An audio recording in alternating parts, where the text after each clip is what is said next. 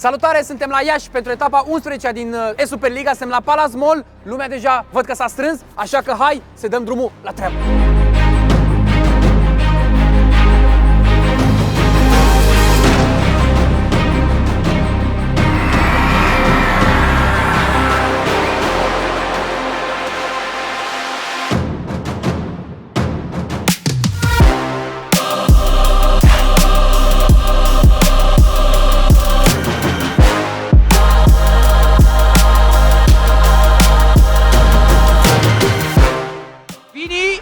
Vini!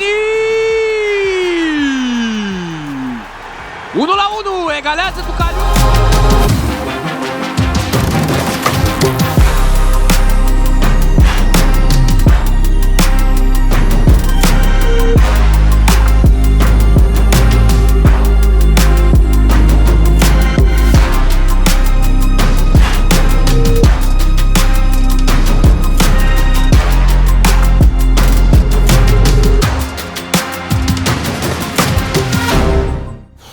Deci ce zi am avut aici la Palace Mall? Foarte multă lume, de departe cred că cea mai multă lume la un eveniment de Superliga și le mulțumim tuturor că au venit și sper că le-a plăcut și sper că s-au distrat.